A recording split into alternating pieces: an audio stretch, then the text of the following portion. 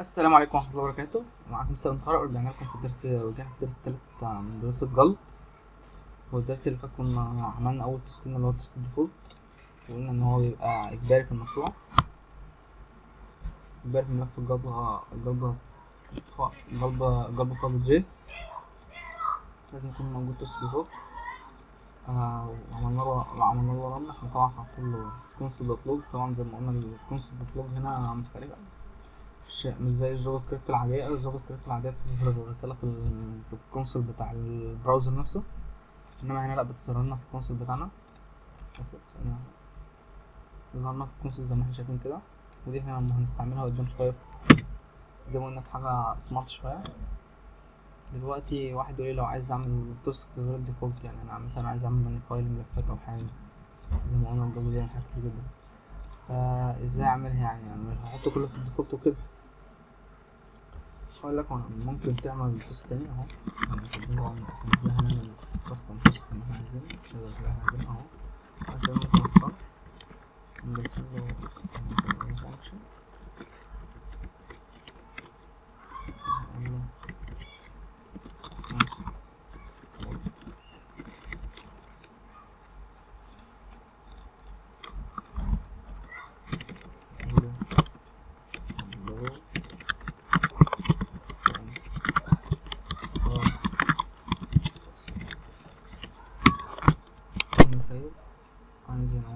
عايزين لو عايزين بقى نرن تاسك معين، حاجة معينة عايزين نرنها. طبعا احنا داخلين دلوقتي على الملف بتاع المشروع، كاتبين كلمة جلد. فاحنا كل احنا عندنا طبعا جلد تيجي الجلد، فنقول له جلد، بعد كده نعمل سبيس وممكن ندين اسمها. انا مثلا عندي ستارت، ممكن ندين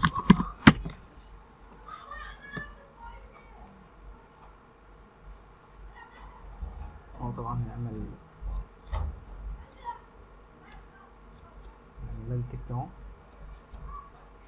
وهيعمل الأول فيريفاي على الملف، بعد كده هيعمل ديتكت للتاسك ديفولت، التاسك الستارت انها موجودة اهي. بعد كده هيقوم مبتديها، بعد كده هيقوم ناهيها. طبعا عشان عارفين بس طالما ان احنا في حاجة كده احنا طبعا مش عاملينها. دلوقتي انا هعمل دلوقتي لو كتبنا كلمة جاب ودوسنا انتر،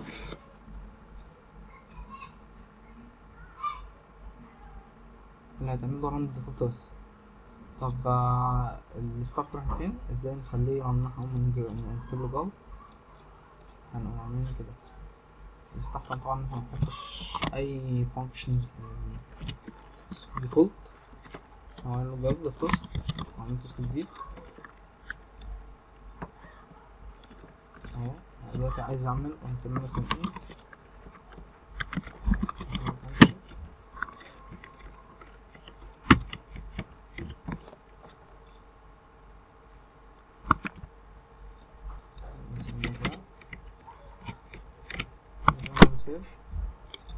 دلوقتي بقى هنقوم عاملين كده اهو، عاملين الاري سكوير باكتس بتاعت الاري في الجافا سكريبت، بعد كده عاملين سنجل او دبل كوتس، بعد كده نكتب اسم التاسك اللي احنا عايزينه يعمل.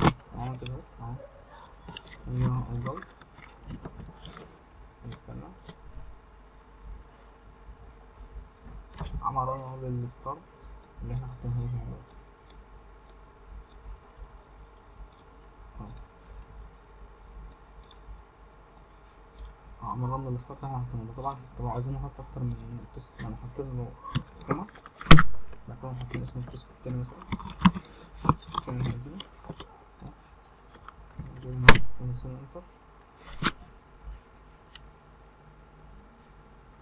زي ما احنا شايفين هو عمل رن، هو ستارت رن، ادانا اللي فيها ستارت الانج، وادانا اللي فيها حاجات الديفولت.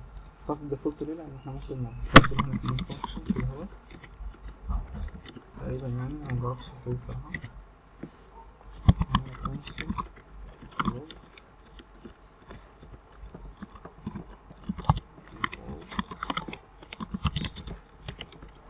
دلوقتي هنجربها اهو.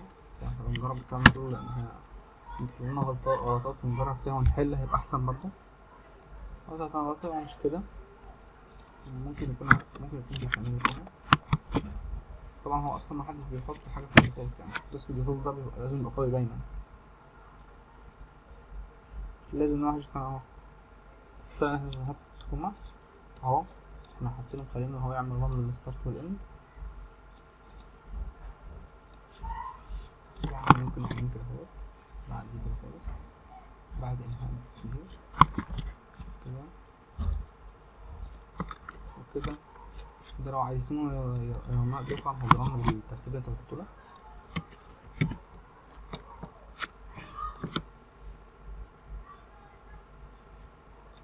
في غلطة، يبقى في حاجة غلط احنا عملناها تقريبا، في حاجة غلط احنا عملناها، مش مشكلة.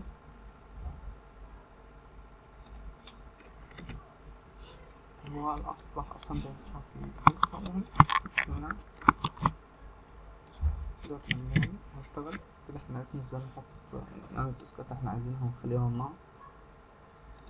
طبعا طريقة القراية دي هو لأ في حاجة بنقفل هتبقى جلد. هو لما بيجي يقرا يعني بيجي يعمل تاسكات بيجي اهوت، فبيقول له اقرا المحتوى اللي بعدك، فبيجي يقرا المحتوى اللي بعدك، بيلاقي ستارت بيقوم قاريها، بعد كده بيلاقيها يفنشها، يقوم قاريها ويفنشها، بعد كده يلاقي المحتوى بتاع الديفولت نفسه. يعني احنا لو جبنا الاند دي حطيناها قبل الستارت مثلا عامل كده، فهو هيبدأ الستارت دي بعد كده الاند. طبعا دي احنا الترتيب ده هنستعمله قدام شوية في حاجة كويسة يعني، هنخليه لمصلحتنا موضوع الترتيب ده برضه، لأن الجودة بصراحة من وجهة نظري لازم نستعمل كل حاجة فيها. هو جاي اند بعد كده ستارت بعد كده ديفولت. كده يكون انتهى الشرح، يا رب يكون الشرح عجبكم. إذا كان الشرح عجبكم حطوا لايك على الفيديو. إذا كان الشرح عجبكم حطوا لايك على الفيديو، تقدروا تخشوا على المدونة بتاعت المدونة بتاعتنا، هي المدونة استكمال، هتكون محطوط على الشروحات أو الباور، هيكون محطوط عليها هيكون محطوط على برامج كمان. قاعدة برامج طبعا النت بطيء شوية، إن أنا دلوقتي برفع برنامج الديمون تولز اهو عشان أحطه على الاستيك. في صفحة استيكر برضه هيعمل على على الفيس. طبعا هتلاقوا رابط الحاجات دي كلها تحت الفيديو إن شاء الله، نخش عليها. يا رب تكون الشرح عجبكم، لو عجبكم متنسوش لايك. السلام عليكم ورحمة الله وبركاته.